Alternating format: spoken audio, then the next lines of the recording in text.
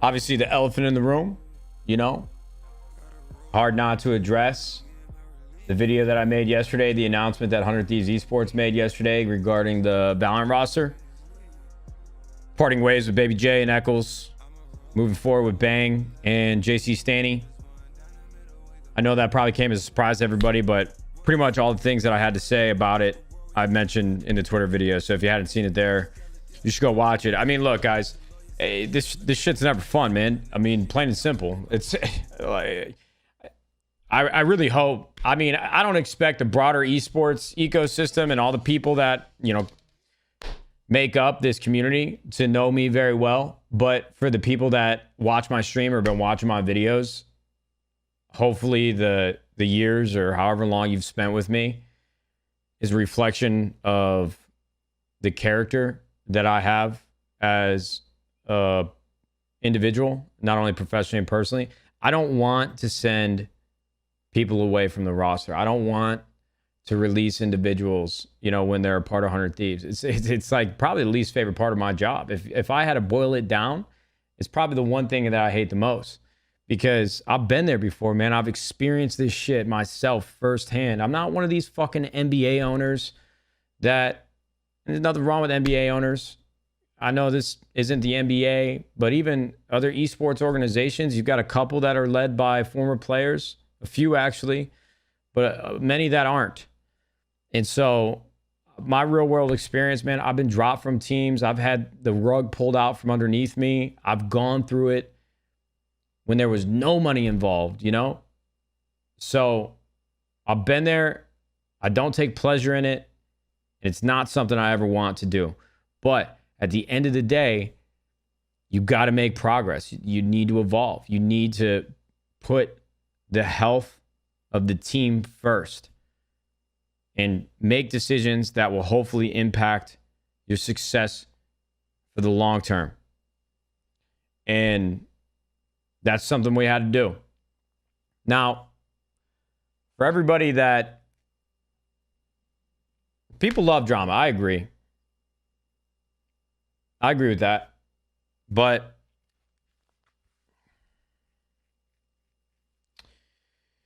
you know,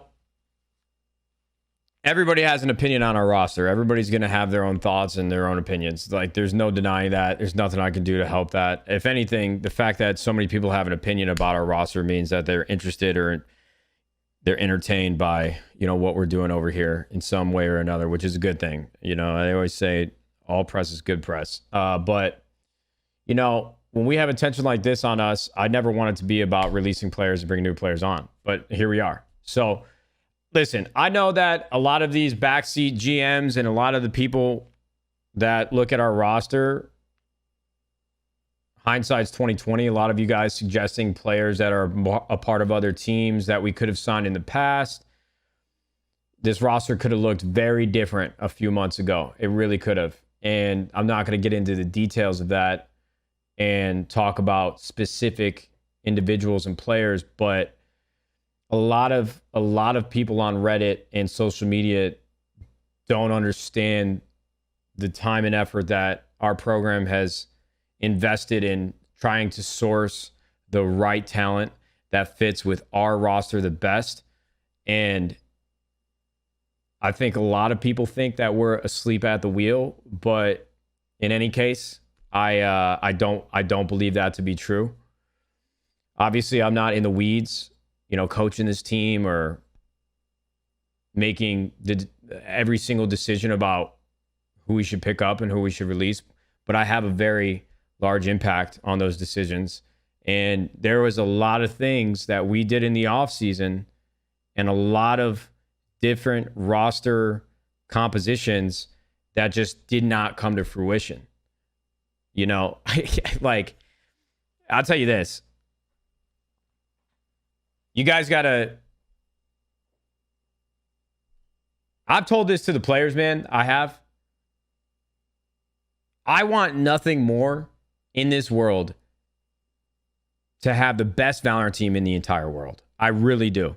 The LCS championship last year was fucking incredible. You know, one of the best achievements, one of the greatest achievements that I've ever been a part of. It was something that Couldn't be done from an expansion team. Nobody thought 100 Thieves would ever do it. We did it. It's a proud day. Call of Duty before franchising, we won 2 majors in our first year. That was a proud year for us. Fortnite, we got some of the best players in the world still on our roster. Apex, hopefully, will improve over time. But Valorant specifically is the one game that I still want more. I want to win more than anything in this world in Valorant right now. And, you know, the entire situation with Steel and Nitro, him going back to CSGO, the players wanting to move away from Steel, people having, you know, difference of opinions. That was not fun for me. I did not enjoy that because here I'm thinking we have a really, really good team that can make some noise at these major events, and it just didn't pan out. And that's just esports, man. That's just how things happen. You know, not every roster that you put together is going to be destined to win championships, and that's something that you need to be at peace with.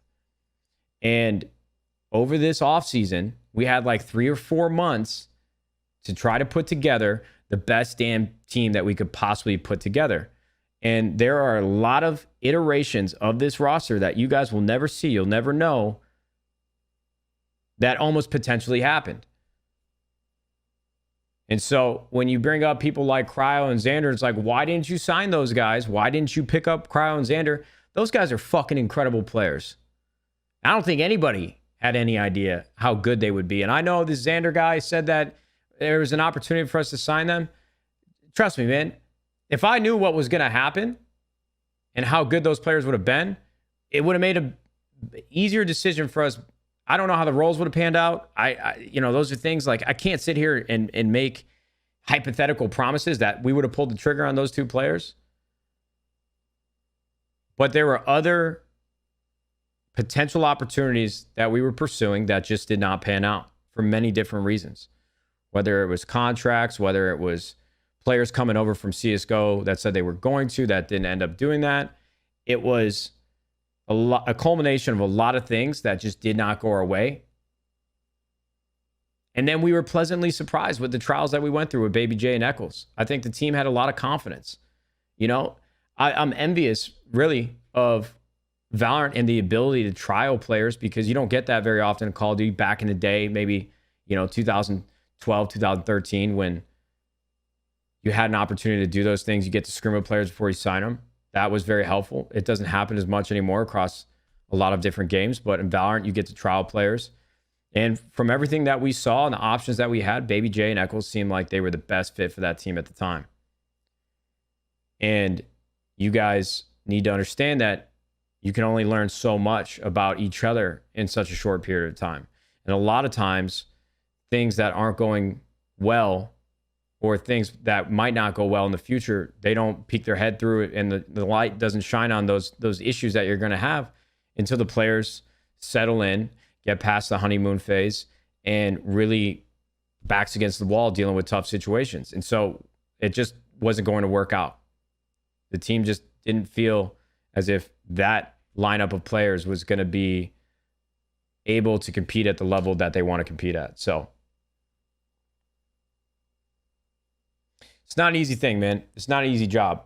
And I'm not here looking for pity. I'm not trying to sound like a martyr, but I think people need to understand, if you think you want 100 Thieves to win, and I don't mean this to sound selfish. I don't like using I don't like using me. I love the organization that we have built, not only the staff, the players, the coaches, our business employees, and most importantly, our community. But if you, the community, thinks that you want 100 Thieves to win, I promise you, and I'm going to look in the camera for this one, I promise you there is not a single individual on this planet that wants this team and this organization to win more than I do.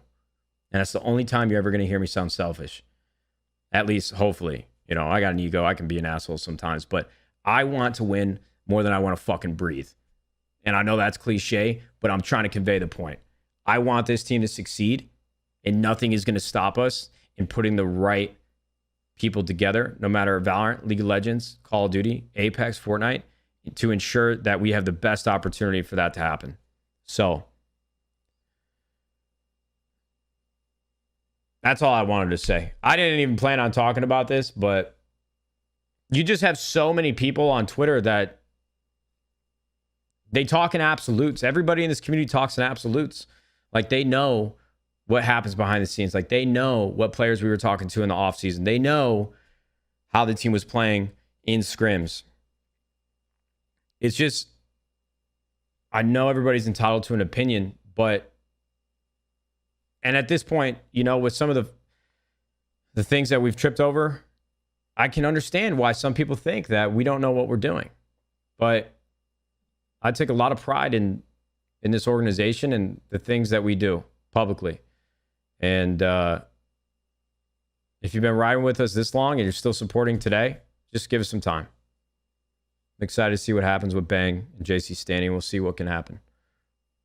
I know a lot of you guys say that it seemed too quick. Like, the complaint and the argument that it seemed too quick, 2 matches, and that was it. Pull the plug, 5 maps. I get how that looks from the outside looking in. I'm not oblivious to it. I'm not ignorant to it. I'm not going to deny how it seems. But what you don't see is the hours and hours and days and weeks of practice that we've had. And I'm giving feedback from not only our players, our coaches, our management, that this team, this lineup is not going to work. It's not going to work. Okay? Whether it's play style, whether it's personality, whether it's the approach to the game, whether it's how each individual gets along with each other, there's so many factors that play into why teams don't work. So, although it was a very untimely announcement and change, after losing 2 matches, the Cloud9 match being, you know, closer than it appeared, and the guard match, you know, we were very close to a 2-0. When I'm being told that this roster is not going to work, you have to make decisions, tough decisions. So it's just the way of the road, man. It's how these things go down.